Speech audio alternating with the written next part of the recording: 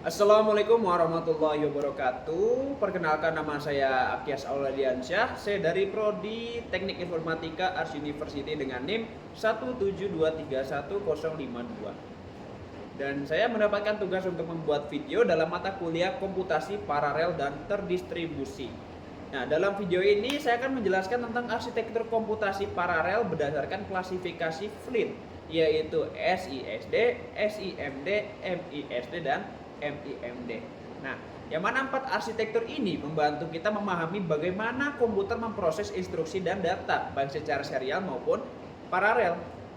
Yang mana dalam video ini akan dibagi menjadi 3 bagian. Yang pertama ada penjelasan singkat dalam tiap arsitektur ya. 4 arsitektur yang disebutkan tadi akan dijelaskan secara singkat.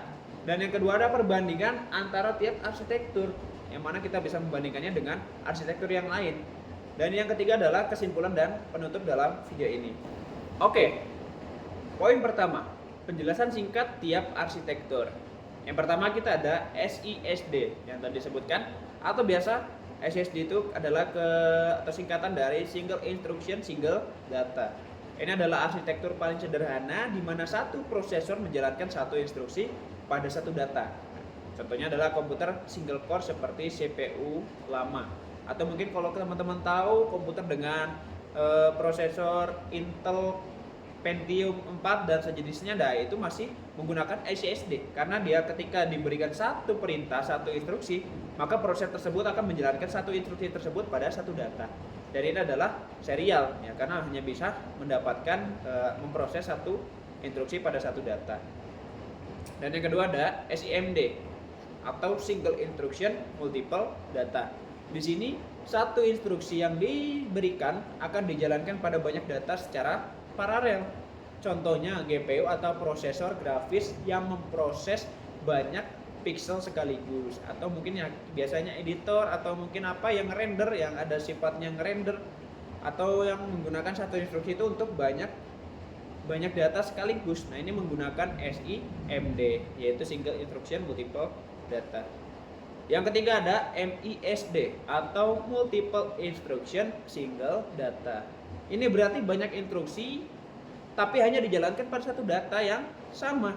Nah, arsitektur ini jarang digunakan tapi bisa ditemukan pada sistem yang membutuhkan keandalan tinggi atau ya kesulitan yang tinggi, seperti sistem kontrol pesawat luar angkasa atau ya pesawat-pesawat astronot, yang mana mereka itu menggunakan banyak sekali instruksi hanya untuk memproses satu data. Nah, itulah kenapa MISD ini jarang digunakan oleh GPU atau prosesor yang ada di zaman sekarang. Dan yang terakhir, keempat, ada MIMD. Nah, ini artinya Multiple Instruction Multiple Data. Di sini banyak prosesor bekerja secara bersamaan menjalankan instruksi berbeda pada data yang berbeda. Nah, ini digunakan di komputasi multi-core, server, dan sistem cloud computing yang banyak digunakan pada zaman sekarang untuk menyimpan beberapa database, untuk menyimpan atau memproses video secara real time, atau mungkin memproses hal-hal yang lain yang di situ membutuhkan banyak sekali instruktur tapi ingin mengerjakannya secara berbeda di tiap data. Nah, ini adalah penjelasan singkat terhadap tiap arsitektur komputer yang dijelaskan tadi. Oke, poin kedua. Poin kedua itu adalah perbandingan dan visualisasi sederhana terhadap arsitektur komputer. Nah, kalau kita bandingkan, SISD itu seperti satu orang yang membaca satu buku, yang mana satu orang itu hanya fokus membaca satu buku tersebut. Ini adalah visualisasi sederhana. Sedangkan SIMD itu seperti banyak orang membaca buku yang sama, tapi bagian yang berbeda. Jadi ada 1, 2, 3, 4 orang itu membaca buku yang judulnya sama, tapi dia membaca halaman yang berbeda. Nah, ini ibaratnya SIMD seperti itu. Yang ketiga ada MISD. MISD ini seperti banyak orang membaca buku yang sama tapi dengan cara yang berbeda. Caranya yang berbeda. Ada yang mungkin sambil berlari, ada yang mungkin sambil tiduran, ada yang mungkin sambil tidur, ada yang mungkin sambil main HP dan segala macam, tapi membaca buku yang sama. Dan yang terakhir MIMD, ini seperti banyak orang tapi membaca buku yang berbeda sekaligus. Jadi nggak ada satupun orang yang memproses buku yang sama, membaca buku yang sama. Nah, ini bisa diibaratkan seperti orang atau ya banyak instruksi tapi mengerjakan data yang berbeda, memproses data yang berbeda. Dan ini adalah sedikit visualisasi sederhana dari 4 arsitektur yang disebutkan tadi. Nah, jadi perbedaan utama dari 4 arsitektur ini terletak pada jumlah instruksi dan jumlah data yang bisa diproses bersamaan.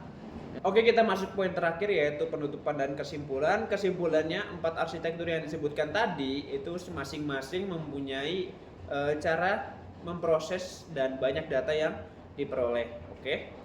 Jadi kesimpulannya, di zaman sekarang, di zaman yang modern sekarang, yang zaman ini semakin maju, dari 4 arsitektur yang disebutkan tadi, hanya 2 arsitektur yang sering digunakan pada zaman yang sekarang ini. Yang pertama adalah MIMD, yaitu multiple instruction dan multiple data. Yang mana ini digunakan karena efisiensi yang sangat tinggi. Ketika dia diberikan instruksi yang berbeda, maka banyak data juga langsung diproses. Dan ini mempercepat penyelesaian progres kerja yang akan dilakukan banyak orang. Dan yang kedua adalah SIMD, single instruction multiple data. Ya, satu instruksi untuk memproses beberapa banyak data sekaligus. Dan 2 ini yang paling banyak digunakan karena mendukung komputasi paralel dan efisiensi tinggi. Nah, itu saja penjelasan dari saya. Sekian dari penjelasan saya tentang identifikasi arsitektur paralel. Terima kasih sudah menonton, dan apabila dalam video ini selama penjelasan saya ada tutur kata dan penyebutan atau mungkin menyinggung hati teman-teman semuanya, saya minta maaf yang sebesar-besarnya, dan saya cukup. Akhirul qaliada. Assalamualaikum warahmatullahi wabarakatuh.